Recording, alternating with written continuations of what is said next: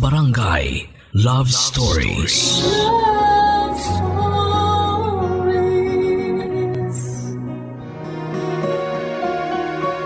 Ang dalawang puso na lubos na nagmamahalan ay wala ng ibang direksyon kundi ang magkita sa altar ng simbahan.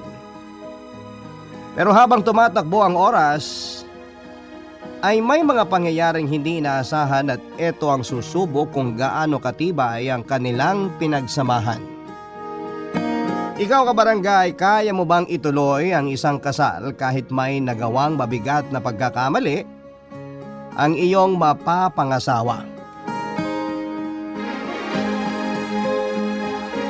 Palaging dumadaan sa mabigat na pagsubok ang relasyon ng dalawang taong nagmamahalan, mga kapuso.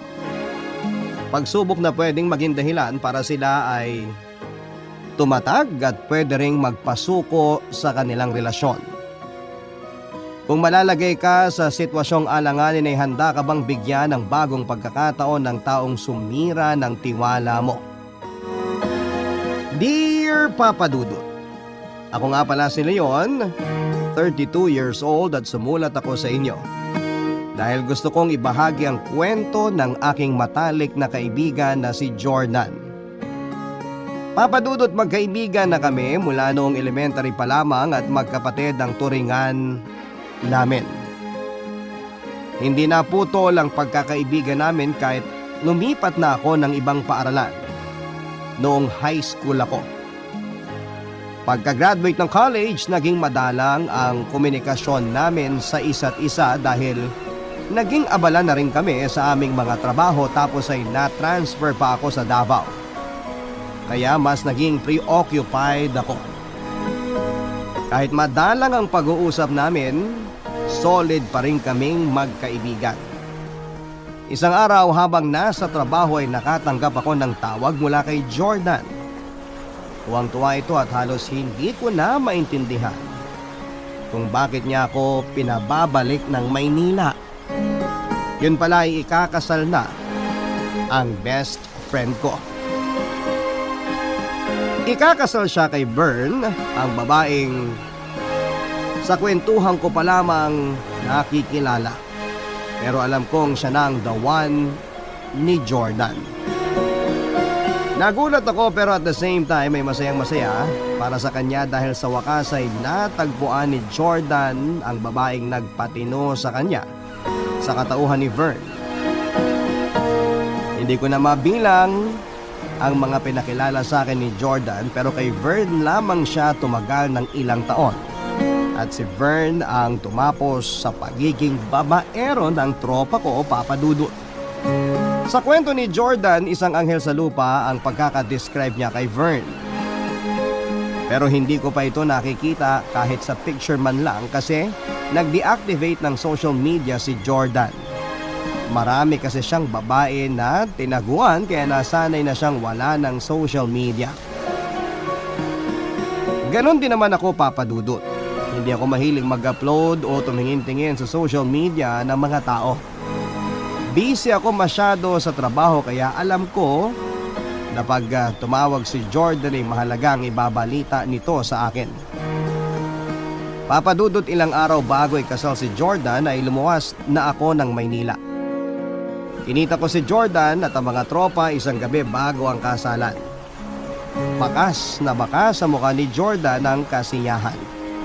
At kinabukasan ay nandun ako sa hotel kung saan sila naka-check-in. Dumating ang araw na pinakahihintay ng kaibigan ko. Ang araw ng kasal niya. Ang araw na dapat sana'y magiging pinaka makabuluhang araw para sa isang taong nagmamahal.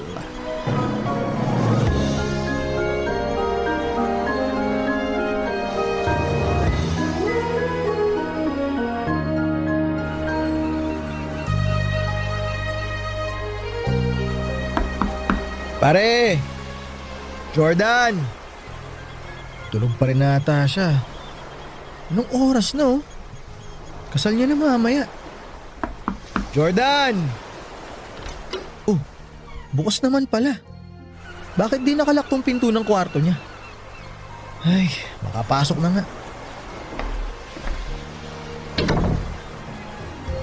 Teka, ano to? Ano nangyari dito? Bakit ang gulo ng kwarto? Nasaan kaya si Jordan? Jordan? Oh, Jordan! Bakit ka nakaupo dyan sa toilet? Hindi ka pa bihis? Tsaka bakit ang dumi-dumi mo? Teka, lasing ka ba? Gusto ko nang mamatay. Pre, talagang mamamatay ka pag di mo binigay sa akin yung bote ng alak na hawak mo. Nasobrahan ka ba sa excitement? Naubos mo yung 1 litro. Akin na nga yan. Ibalik mo sa akin yung bote. Hindi. Ilalapag ko tong bote dito sa tabi. Pre, umayos ka. Araw ng kasal mo tapos basag na basag ka? Paligo ka na. Bilisan mo, tutulungan kita ayusin yung isusuot mo. Gusto ko Pare, nang ano ba? mamatay. Uy, teka! Bakit may baril ka? Ibaba mo yan, pare. Hindi magandang biro yan. Mukha bang nagbibiro ako? Pare, best friends tayo. Kapatid mo ako. Kalma lang. Sabihin mo sa akin kung anong problema. May ilang oras pa tayo bago kasal mo. Sige, sabihin mo sa akin kung bakit gusto mo mamatay. Wala na. Wala nang silbi yung buhay ko. Pre, kaya nga nandito ako eh. Kausapin mo ako. Ano bang nangyari? Okay ka naman kahapon ah. Ang saya-saya mo pa. Ang saya natin. Bakit biglang gusto mo magpakamatay? Ano bang nangyari? Hiwalay na kami ni Vern. Hindi na matutuloy kasal namin. Ha? Paano nangyari yun? Nakipaghiwalay siya sa'yo sa mismong araw ng kasal nyo? Niloko niya ako, Leon. Niloko ako ng pinakamamahal kong babae. Ano? Niloko ka niya? Pare, paano kanya niloko? Teka, kanino kanya niloko? Sandali nga, naguguluhan ako. Paanong lolokohin ka? Kagabi lang magkakasama tayo. Tsaka sabi mo, nasa party sila ng mga kaibigan niyang babae. Sobrang sakit, pre. Lahat naman ginawa ko para sa kanya. Minahal ko siya ng sobra-sobra.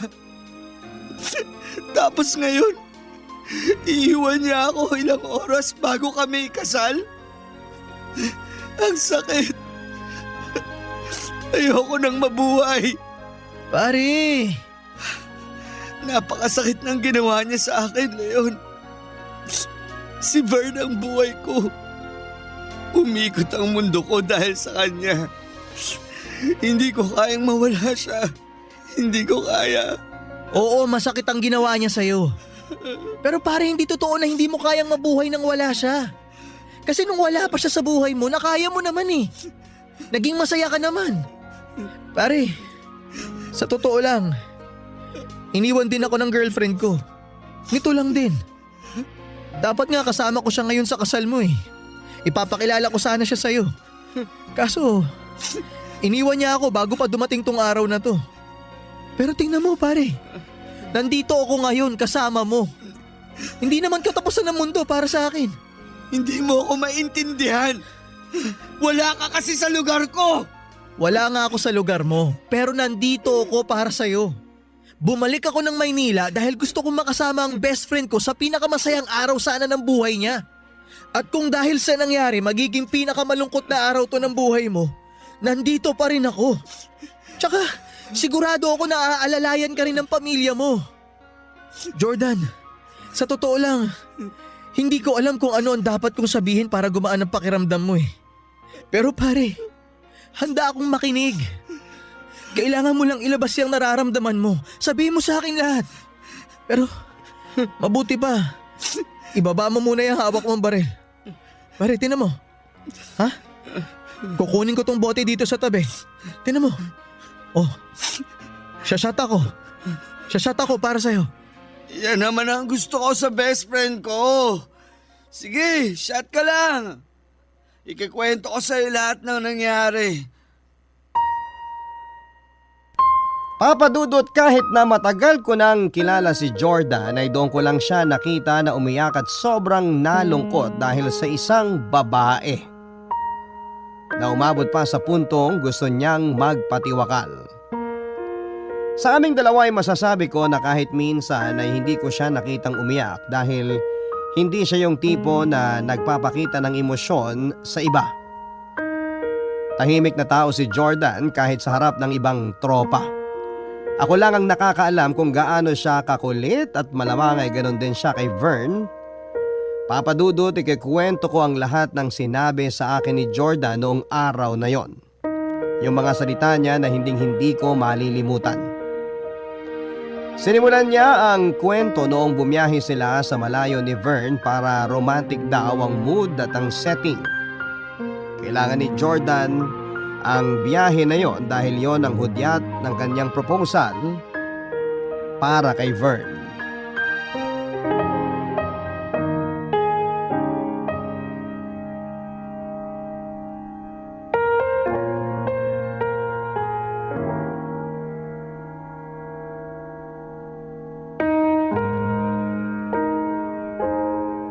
Babe, saan mo ba ako dadalhin? At kailangan talaga nakatakip ang mga mata ko? Parang kikidnapin mo ko Relax ka lang sa piring mo sa mata. Kailangan talaga yan para sorpresa. Malapit na tayo sa pupuntahan natin. Malalaman mo rin kung saan yon. Baka naman madapa ako nito wala akong makita. Siyempre, hindi ko hayaan na madapa ka, no? Ano ba kasi ginagawa natin dito sa Antipolo? May hindi ba ako naalala na okasyon? Magantay ka lang, babe. At much? Naku, curious kasi ako, babe. Normally, sa mall lang tayo nagde-date. Ayan, nandito na tayo. Pwede mo nang tanggalin yung panyo sa mata mo. Okay. Oh my gosh, babe! Ang ganda naman dito! Candlelight dinner at ang ganda ng view! Napaka-romantic! Surprise! Nagustuhan mo? Oo naman, babe! Sasaya ko, hindi ko alam kung anong sasabihin ko. Happy ako at nagustuhan mo. Pero babe, bakit sinurprise mo ako ng ganito? Ang tagal pa naman ng birthday ko, tsaka malayo pa anniversary natin Teka, bakit ka lumuluhod? Marunong may hang ka niyan. OMG, babe! Babe, Vern, pag tinititigan ko mga mata mo, nakikita ko ang ngayon, bukas at forever ko. Forever na makakasama sa buhay ko. Mahal na mahal kita. Sa 5 taon na magkasama tayo, araw-araw napapasaya mo ko. Ngayon, magkakalayo tayo ng medyo matagal dahil sa bago mong trabaho. Kaya ayaw na kitang pakawalan pa. Vern, will you marry me? Jordan, of course! Pakakasalan kita. Grabe, ganito pala yung feeling. Napapanood ko lang sa TV Hindi ako umiiyak dahil malungkot ako Umiiyak ako dahil sobrang happy ko. Babe, kahit na umiiyak ka, napakaganda mo pa rin. Masaya ako na umuo ka. Sobrang saya. I love you. I love you too. Hindi ako makapaniwalang engaged na tayo, babe. Thank you sa effort mo na to. Hindi na ako makapaghintay na maging misis mo. Ako rin. Hindi ako makapaniwala na nangyayari to. Parang panaginip ang feels. Ano kaya sasabihin ni na mama at papa ngayon na engaged na tayo? Alam na nila bago pa kita ayain. At buong-buo ang suporta nila sa akin. Ang swerte ko naman talaga sa'yo. Maswerte rin naman ako sa'yo, babe. Kaya nga hindi na kita papakawalan Ang lagay kung hindi pa pala ako madedestino sa ibang lugar, hindi ka pa magpo-propose? Hindi naman sa ganon, babe. Naninigurado lang na akin na ang pinakamagandang babae sa galaxy. Kung hindi lang ako kailangan lumayo, aasikasuhin ko na agad yung mga kailangan natin para sa kasal. Pero alam mo, 1 buwan lang din naman yun. Tamang-tama, pandagdag sa mga gagastusin natin sa kasal. Okay lang yun. Ang hindi okay ay yung wala ka sa tabi ko sa loob ng 1 buwan na yun. But anyway, pwede naman na nating simulan ng paunti-unti mga kailangan natin para sa kasal. Excited na ako sa preparations. Mag-ingat ka lagi at magpakatino ka habang wala ako. Be a good boy. Ikakasal na tayo. Parang di mo naman ako kilala. Ayun na nga, kilala kita. Chick boy ka nung college tayo, no? At nagbago na ako mula nung nakilala kita. I love you. I love you too. ikaw lang, promise. Ikaw lang din. Promise. Papadudot habang binabalikan at unti-unting kinikwento sa akin ni Jordan ang mga naganap. Hindi ko nilalayo ang tingin ko sa baril na hawak niya. Kasabay din ito ang pagtitig ko sa kanya habang binabalikan ang ginawa niyang proposal para kay Vern. Kitang-kita ko ang pagngiti ng kanyang mga mata. Kahit ikinakwento lamang niya ang mga ito ay makikita mo ang pagmamahal niya sa girlfriend niya. Talagang tinamaan si Jordan kay Vern dahil siya lamang ang tumagal na girlfriend ni Jordan at nagpatino sa best friend ko. Iba ang effort niya para kay Vern, papadudot. Habang nasa ibang lugar para magtrabaho si Vern ay naging okay pa rin ang relasyon nila at nag-umpisa na rin silang mag-ayos ng mga kailangan nila sa kasal. Pero uunahan ko na po kayo. Hindi po ito happy ending. Kahit kita sa mata ni Jordan ang saya tuwing sinasariwa niya ang kwento nila ni Vern, bakas pa din sa kanyang mukha ang sakit at kalungkutan. Lungkot na pilit niyang nilulunod sa pag-inom ng alak ng umagang yon. Para saan pa ang pagiging kaibigan ko kung hindi ko siya dadamayan? Pinaramdam ko kay Jordan na nandun ako para sa kanya. Kahit gaano pa kahaba ang kanyang kwento, kahit gaano kasakit para sa akin ang makita siyang ganon. Hindi ko iiwanan ang kaibigan ko, papadudot. Barangay Love Stories. Barangay Love Stories. Papadudot sa tagal na naming magkakilala ni Jordan, sa tulong ng pag-isa-isa niya at pagkukwento niya sa buong pangyayari, ay doon ko pa lamang lubos na kilala ang mapapangasawa niyang si Vern. Tila matinong babae si Vern at wala ka nang hahanapin pang iba. Nakaramdam din ako ng kaunting inggit dahil naunahan pa ako ng kaibigan ko pagdating sa babae. Hindi ako kasing swerte ng best friend ko pagdating sa mga babae. Ako nga ang dapat na nagdadrama ng araw na yon dahil hiniwalayan din ako ng girlfriend ko, pero moment yon ni Jordan. Mas masakit pa din ang iwanan ka sa mismong araw ng kasal nyo. Naroon ako para sumuporta at para makinig sa kanya. Hinayaan ko lang si Jordan na magsalita at ilabas lahat ng kanyang saloobin. Sinimulan niya ang kwento sa proposal at sa mga panahong parang walang humpay ang kasiyahan nila. Pero unti-unting nagiba ang timpla ni Jordan habang kinukwento na niya ang pagbalik ng kanyang minamahal sa Maynila.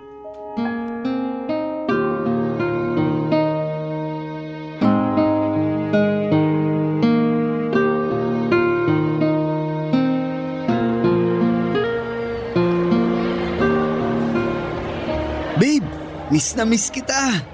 Ha? Ano yun? Ang sabi ko, sobrang miss na miss kita. Miss din kita. Saan mo gustong kumain? Doon natin pag-usapan mga plano-plano natin sa kasal. Teka, sandali. Parang medyo nagkalaman ka ng konti ah.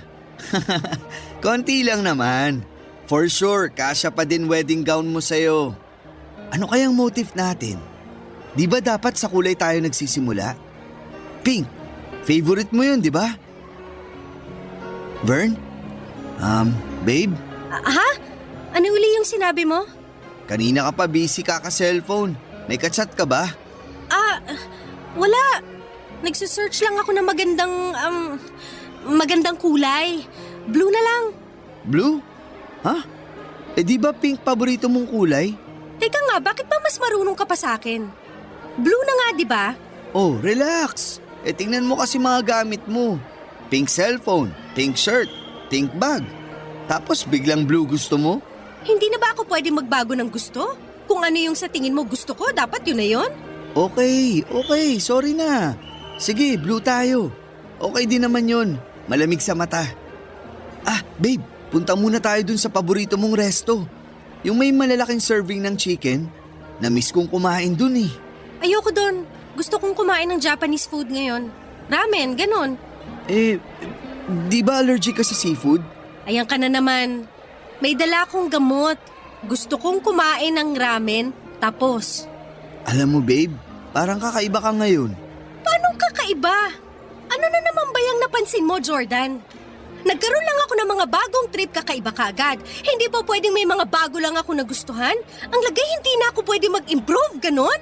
Mula nung umuwi ka, iba na mga kinikilos mo. Saka parang tamad na tamad kang asikasuhin yung mga kailangan natin sa kasal. May problema ba? Wala! Ewan ha, pero iba yung pakiramdam ko eh. Sabihin mo lang sa akin kung... Wala nga! Sigurado ka ba? Pwede mo naman sabihin sa akin. Makikinig naman ako. Itigil mo na yung kakatanong mo kung ayaw mong tumaas ang boses ko.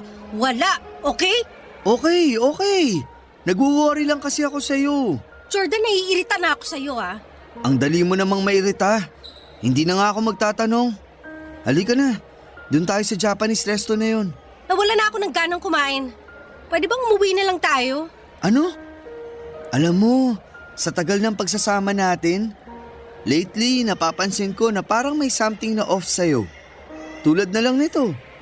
Ikaw tong mahilig mag-mall. Tapos ngayon, wala pa tayong nagagawa. Gusto mo nang umuwi. Hindi pa nga tayo kumakain eh. Sorry, Jordan. Babe, siguro pressured lang ako sa kasal natin. Tapos marami pa akong inaasikaso sa trabaho. Kahit day off ko, trabaho ang naiisip ko. Naiintindihan ko, babe. Sorry din at makulit ako. Pero halika na, para di ka na mairita. Ihatid na kita pa uwi.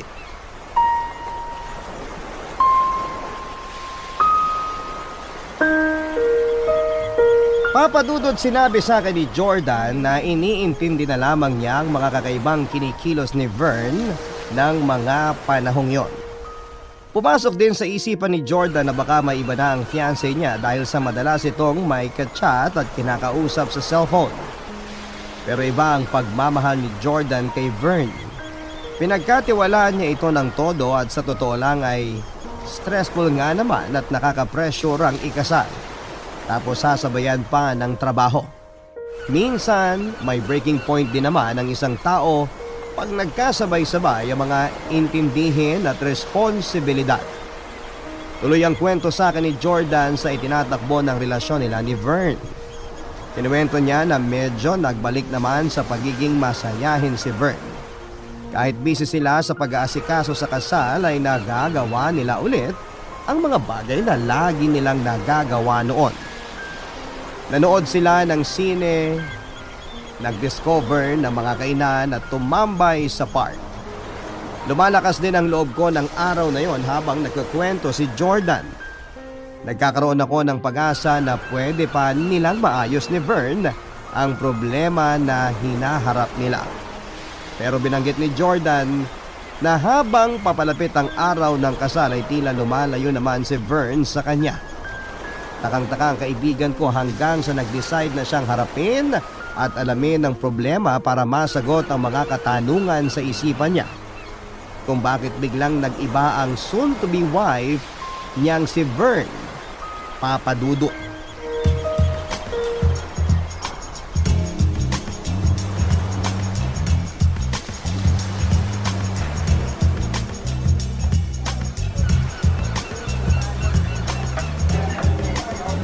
Pare, ilang araw na lang matatapos na maliligayang araw mo. Ang gara mo kasi. May pakasal-kasal ka pang nalalaman babaero ka naman. Alam mo Ron, dati yun. Saka makinig kang mabuti ha. Pag kinasal na kami ni Vern, hindi na matatapos ang maliligayang araw ko. Ang tindi talaga ng tama mo sa mapapangasawa mo. Apaka-corny mo eh. Hindi namin nakita sa'yo dati yan ha. Pare, corny na kung corny. Pero masayang masaya na ako. Siya na yung matagal ko nang hinahanap. Kaya nga, papalit-palit ako ng babae nun eh. Ngayong nasa akin na siya, bakit ko pa pakakawalan? Alibasa, ikaw tong totoong babaero eh. Hinay-hinay ka naman. Pero alam mo pare, nung pinakilala mo sa amin yung mapapangasawa mo, nakita namin na legit naman yung saya mo. Kaya congrats talaga sa'yo. At least matatahimik ka na. Ay teka, ba't di pala sumama sa atin si Vern? Masama daw timpla niya ngayon eh. Ewan ko ba dun? Laging stressed. Malamang dahil sa kasal. Pansin ko nga pre, parang ikaw ang abala sa pag-aasikaso. Di ba dapat babaeng gumagawa nun? Pre, kahit sino ang mag-asikaso. Basta ang importante, may kasal kami. Wala ka talagang alam sa relasyon ano? Eh di ikaw na maraming alam. Nga pala, ano na? Message mo na yung coordinator nyo. Anong oras na oh? Pupunta pa ba siya dito sa bar? Ito, kaka-message lang niya. 10 minutes daw, nandito na siya. Traffic daw eh. Oh, ang daldal mo kanina. Bakit bigla ka na nahimik? Pre, sabi mo masama timpla ni Vern, di ba? Oh, bakit? Eh bakit ando siya sa kabilang table? Saan? Teka, si Vern? Nasa bahay si Vern. Kamukha lang siguro niya yung nakita mo. Hindi Jordan. Parang si Vern talaga eh. Tumalikod ka kasi para makita mo. Paano mangyayari yun? Nasa bahay nga siya. Asan ba yung sinasabi mo? Ayun oh, yung naka-pink. Teka, parang kamukha nga ah. Pero ayaw niya ang pink. Blue na ang favorite color niya. So hindi siya yan. Halika na, alis na tayo. Hindi, lapitan na natin para sure. Teka, puntahan ko lang. Wag na, mapapahiya lang tayo. Hindi naman si Vern yan. Teka pre, wait lang. Nakaharang kasi kanina yung waiter eh. Ngayon ko lang nakita, may kasamang lalaki oh. Ayan oh, yung nakatalikod. Baka yung pinsan niya. Pare, hinalikan ni Vern yung lalaki. Imposible na mapisa niya yun. Baka sa pisngi. Anong piski pre? Tignan mo kasi ulit para makita mo. Parang ang layo ng piski sa labi. Oh, tumayo si Vern. Nag-walkout na. Ay, sayang. Doon siya sa kabilang exit lumabas. Tara pre, puntaan natin yung lalaki. Gusto kong manapak eh. Ang kulit mo naman, Ronnie.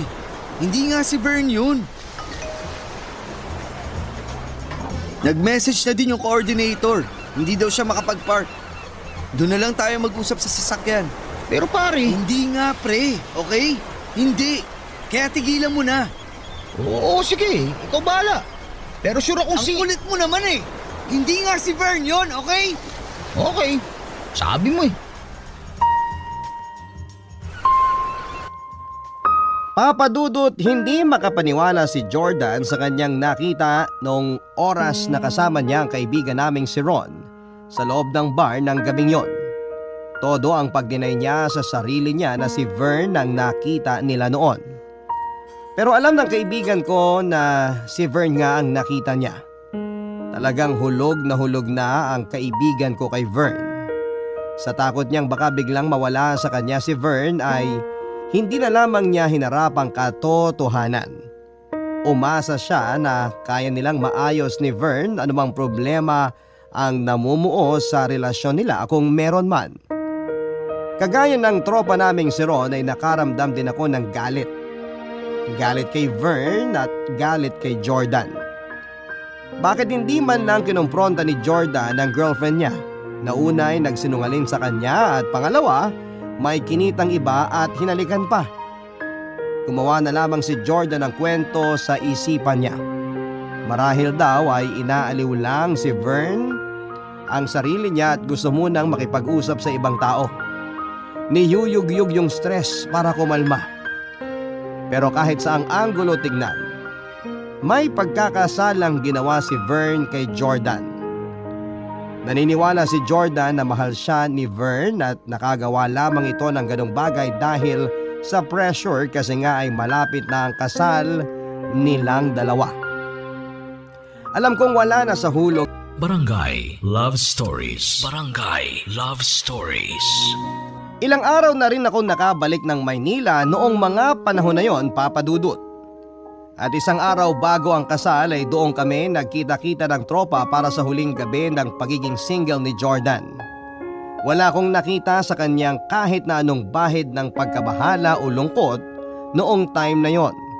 Kahit galing ako sa breakup ay masayang masaya ako noong gabi na yon at ganon din ang best friend ko.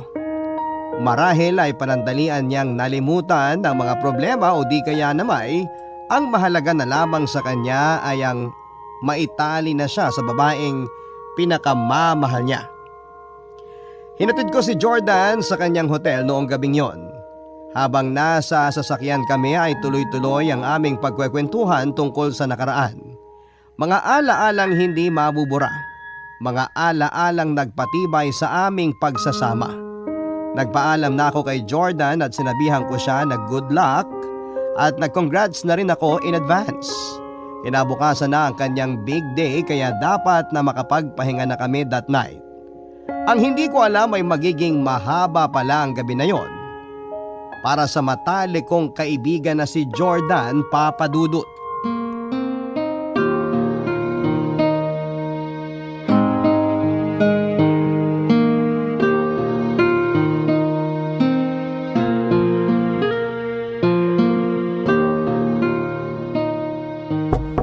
Sino kaya itong kumakatok?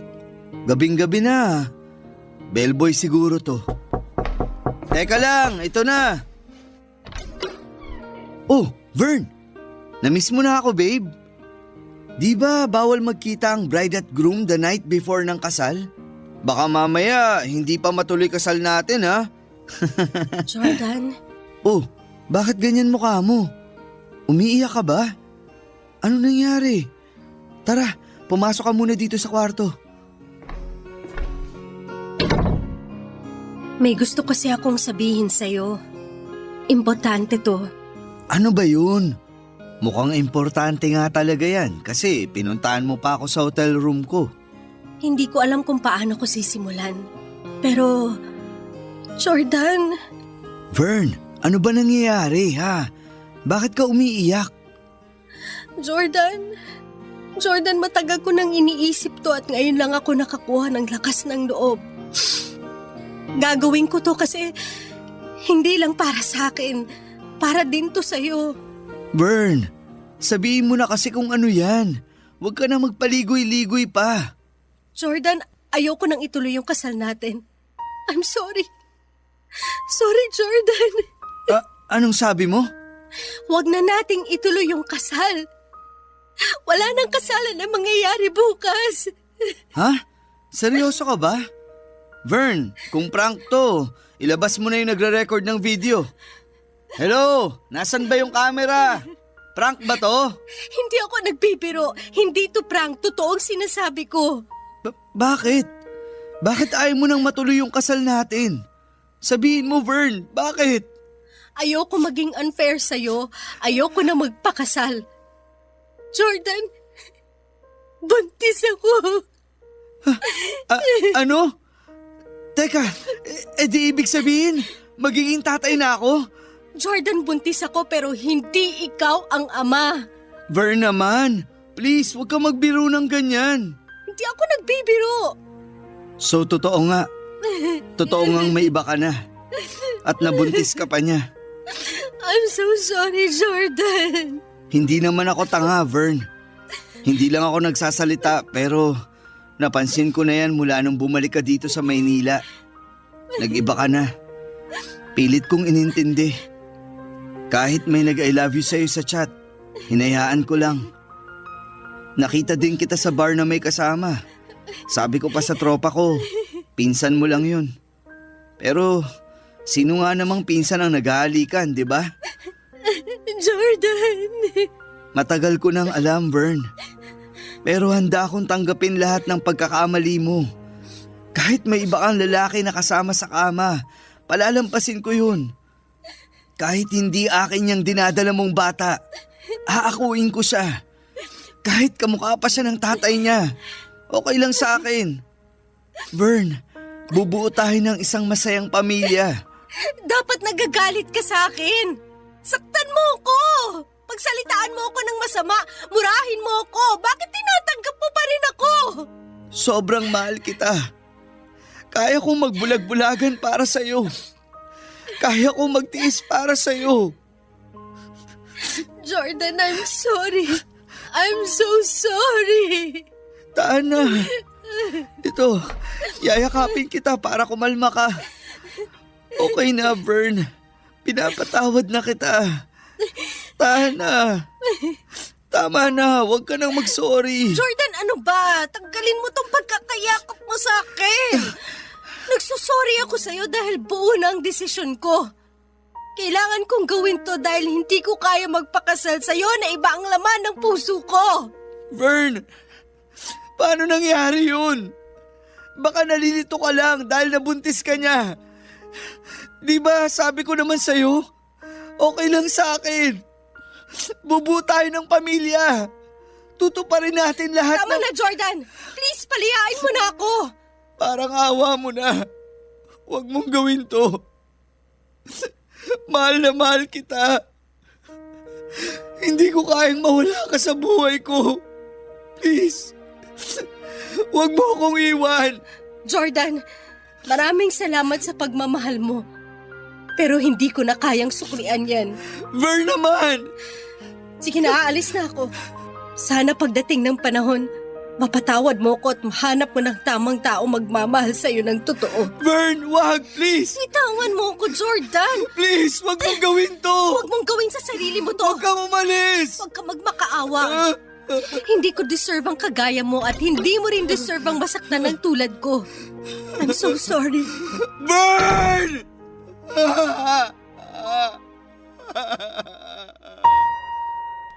Papadudot kung may isa sa mga masasakit na mangyayari sa isang lalaki ay iwanan ng kanyang pinakamamahal. At doble o di kaya ay triple ang sakit kung nalalapit na ang inyong kasal. Binaba ni Jordan lahat ng pride niya bilang isang lalaki at nagbulag-bulagan siya para kay Vern pero nagawa pa rin siyang iwanan nito. Kaya naiintindihan ko kung bakit ko naaabutan ang kaibigan ko sa ganong klase ng estado, papadudot. Habang kinikwento ni Jordan ang mga pangyayari ay tumitindi ang galit na nararamdaman ko para kay Vern. Ang babaeng pinagpalit ang kaibigan ko. Higit sa lahat ay nagpabuntis pa. Sa mga oras na yon ay gusto kong sugurin si Vern. Gusto kong makilala yung lalaki na bumuntis sa kanya.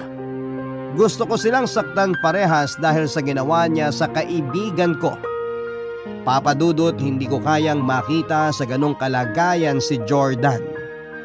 Walang mga salita na mula sa aking bibig ang magpapagaan ng kanyang dinadala. Walang katumbas ang sakit na nararamdaman ng kaibigan ko kaya't hinayaan ko lamang siyang ilabas ang lahat ng ito. Tanging ang pakikinig lamang ang magagawa ko para sa kanya.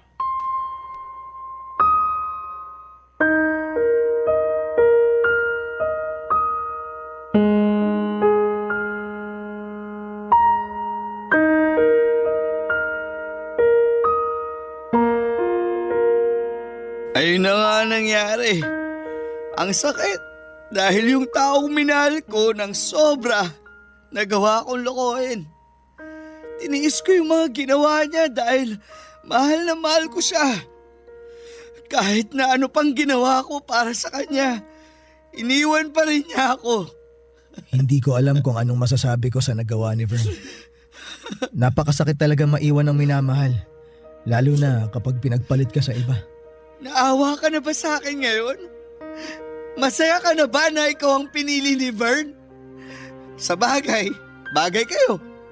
Pareho kayong manluloko. Ha? Ano pare? Anong manloloko? Anong nagawa ko? Magsama kayo ni Vern. Mga hayop kayo. Jordan, huwag may tutok sa akin yung baril. Ano ba sinasabi mo? Anong kinalaman ko sa inyong dalawa? Ang galing mo rin, no? Sobrang galing. Akala mo hindi ko alam? Nagkukunwari ka pa dyan? Jordan, ibaba mo yung baril, please. Hindi ko talaga alam kung ano yung sinasabi mo. Bakit kami magsasama ni Vern? Hindi ko pa nga nakikita yung mapapangasawa mo eh. Mapapangasawa? Hindi ko na siya magiging asawa dahil sa'yo. Mula bata, kilala na kita. Bakit mo ginawa sa akin to? Bakit? Pare, ano ka ba? Yung baril, please. Huwag may tutok sa akin. Wala kang kaluluwa, ayop ka. Pare, huminahon ka, please. Anong klaseng kaibigan ka? Inagaw mo yung babaeng pinakamamahal ko. Jordan? Vern? Leon? Veronica? Bakit nandito ka? Teka, paano mo nakilala si Jordan? Anong ginagawa mo rito? Ikaw yung best friend ni Jordan? Ikaw dapat ang best man niya sa kasal namin? Jordan, bakit may baril ka? Ibaba mo yan, please! Veronica? Vern? Si Jordan yung sinasabi mo sa akin ng fiancé mo? Siya ang dahilan kung bakit nakipaghiwalay ka sa akin? Paano nangyari to? Ang gulo! Bakit niyo nagawa to sa akin? Ginago ko ng dalawa sa pinakamamahal kong tao. Hindi nga pala kayo tao. Mga hayop kayo! Pare, Jordan! Hindi ko alam! Maniwala ka sa akin! Huwag niyo nga ako lokohin. Hindi ako tanga. Jordan, please ibaba mo na yung barel. I'm sorry, hindi ko alam na siya ang best friend mo. Maniwala ka, please. Nakilala ko si Leon nung na-assign ako sa Davao. Hindi ko akalain na si Leon yung kababata mo. Please, maniwala ka sa akin. Jordan, maniwala ka. Tama yung sinabi ni Veronica. I mean ni Vern. Hindi ko sinadya magkagusto sa fiancé mo dahil hindi ko talaga alam. Inamin niya sa akin na ikakasal na siya at hiniwalayan niya ako. Sa dinami-dami ng tao sa mundo, pare, hindi ko alam na ikaw yun. Tama na! Tama na! Anong klaseng kaibigan ka? Nakita ka pa namin ni Ron. Pinagtakpan pa kita sa kanya. Nagdadasal ako na sana hindi ikaw yung kasama ng girlfriend ko. Pero hindi ako magkakamali sa suot mong damit. Dahil ako nagpa-arbor sa'yo noon. Jordan, nandun ka sa bar nung gabi na yon? Bakit hindi mo ako kinausap? Bakit hindi mo kami kinausap ni Vern? Umaasa ako na hindi totoo ang nakita ko. Natatakot ako na mawala sa akin ang mga mahal ko sa buhay. Kayong dalawa yun. Tapos, ganito ang igaganti nyo sa akin? Maglalandian kayo at ikaw hayop ka. Binuntis mo pa ang girlfriend ko. Ano? Oh, bakit parang gulat na gulat ka? Hindi mo alam? Veronica, anong sinasabi ni Jordan? Leon, buntis ako. Ikaw ang ama. Hayop ka talaga, Leon. Jordan, please! Huminahon ka lang! Baka pumutok yung baril na hawak mo! Please! Wow naman! Tagapagtanggol! Ang galing nyo, no? Ang galing mo, Veronica! Yang simpleng kakatihan mo, bigla kang nagkaroon ng instant family. At best friend ko pa ang tatay. Kailan nga pala ang kasal nyo? Ako ang best man? Jordan! Shut up! Hindi ka ang kausap ko! Jordan, bumalik ako rito dahil baka hindi kayanin ang konsensya ko kung siseryosohin mo mga sinabi mo sa chat. Konsensya? Meron kang konsensya? Nung nagmakaawa ko sa'yo kagabi, nakonsensya ka ba? At kung hindi pa kita tinext na magpapakamatay ako, hindi ka babalik dito. Napag-isip-isip ko na din na hindi ko na din kailangan ng katulad mo. At ngayong nagkaalaman na, ano nang susunod na eksena? Diba, nag-break kayo dahil sa akin? O ayan na, malaya na kayo. Magbalikan na kayo. Hindi, Jordan! Hindi ko babalikan si Leon. Veronica, paano yung bata? Hindi naman pwedeng lumaki siya nang walang kinikilalang ama. Talagang Hindi- dito pa kayo sa harapan ko nag-family planning? Jordan, please! Huwag mo itutok yung baril kay Veronica! Buntis siya, di ba? So, ulirang ama ka na ngayon. Nakakatawa, no? Isang iglap, biglang napunta sa'yo yung shota ko. Jordan, pag-usapan natin to. Ibaba mo na ang barel, please. Wala na tayong pag-uusapan. Malinaw na sa akin ang lahat. At sabi mo sa akin kagabi, di ba? Hindi mo kaya magpakasal sa akin dahil iba ang laman ng puso mo. Iba na ang laman ng puso mo. Ako lang ang dating laman yan. Ginawa ko ang lahat para hindi ako mawala dyan sa puso mo. Nasobrahan ba ako? Mali ba ako? Anong mali sa akin, Vern? Ano? Jordan, please! Huwag mong itutok ang barel sa ulo mo! Jordan, pare! Ibaba mo na yung baril, pare! Hindi ito ang sagot! Huwag kayong lalapit. Jordan, please! Pare, kung ano man yung iniisip mo, huwag mo ituloy! Magpakasaya kayo. Pare! Malaya na kayo. Jordan!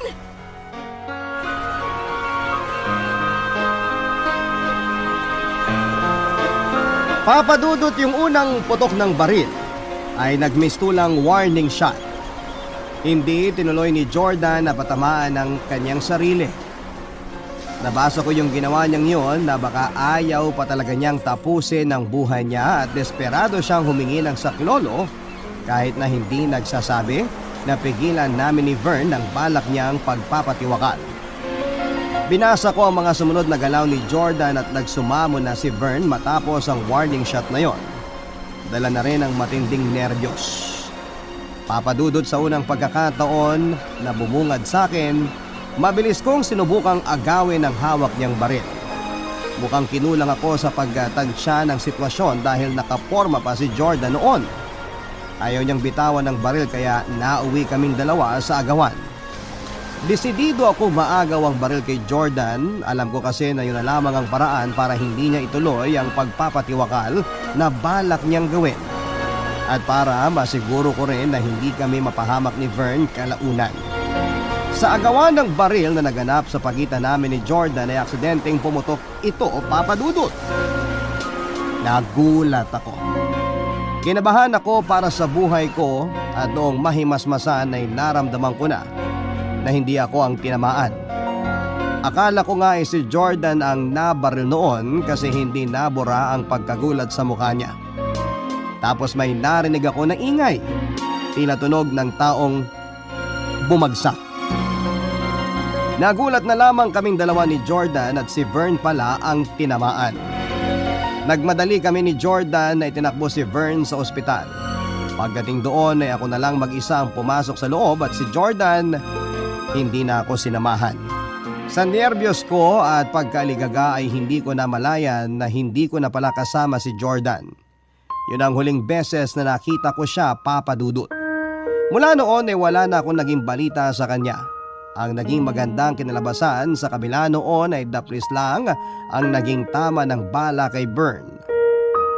Kaya mabilis lang din siyang nakarecover dahil sa kaunting galos sa kanyang balikat. Papadudot yon ang nagpabago sa takbo ng buhay ko. Ilang taon na ang nakakalipas. Sumulat ako sa inyong programa para mabawasan ang bigat sa aking konsensya.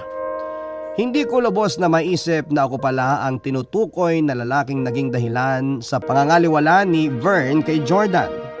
Hindi ko matanggap na nasaktan ko ang best friend ko ng sobra. At alam kong ako ang dahilan kung bakit nagkasira kaming dalawa. Papadudot, hindi matahimik ang konsensya ko dahil nawala si Jordan sa buhay ko na puno ng galit ang puso. Hindi ko alam kung paano ko hihingi ng tawad sa nagawa kong kasalanan. Naalala ko yung araw na huli kaming nagkita ni Jordan sa hotel bago ang insidente. Ang sama ng titig niya sa akin. Nanlilisik ang kanyang mga mata. Mas masakit pa ang mga tingin niya kesa sa lahat ng mga sinabi niya. At ngayong nangyari na ang mga nangyari, alam mo papadudot ay naisip ko na sobrang deserve ko po ito. Walang laman ang puso ko kundi puot at pagsisisi. Kung siguro mas nabasa ko lamang ng mabuti ang mga pangyayari noon ay magkaibigan pa rin kami ni Jordan. Hindi naging kami ni Vern at natuloy ang kasal nilang dalawa. May best friend pa rin sana akong kasama sa ngayon. Si Vern o Veronica naman ay hindi ko na siya nakita matapos niyang makalabas ng ospital. Hindi ko rin alam kung lalaki o babae ba ang anak ko sa kanya. Hindi na rin niya ako binigyan ng pagkakataon na magpakaama sa anak naming dalawa. Papadudod kung nakikinig man si Veronica ngayon ay gusto ko lamang sabihin na nandito ako kung kailangan niya ng tulong para sa anak namin. Alam niya naman kung paano ako makokontak. At sa pinakamamahal kong kaibigan na si Jordan, pare kung nasaan ka man, alam kong walang kapatawaran ang nagawa ko sa iyong kasalanan. Pero hindi ko ginusto na sa ganito humantong ang pagkakaibigan natin. Kung alam ko lang pare, kung alam ko lang. Kaya kong iwan si Vern para sa iyo at kung tatanungin, sa susunod na buhay ay ikaw at ikaw pa rin ang pipiliin ko na kaibigan. Patawarin mo ako sa mga nagawa kong kasalanan at mahal kita bilang isang kaibigan. Hanggang dito na lamang po ang liham ko, papadudot. Maraming salamat po. Sa lahat ng ating mga kabarangay na masugid na tumutok sa Barangay Love Stories. Ang inyong forever kapuso at kabarangay, Leon. Nagustuhan ng iyong napakinggan? Ituloy yan via live stream sa www.gmanetwork.com/radio. Barangay LS 97.1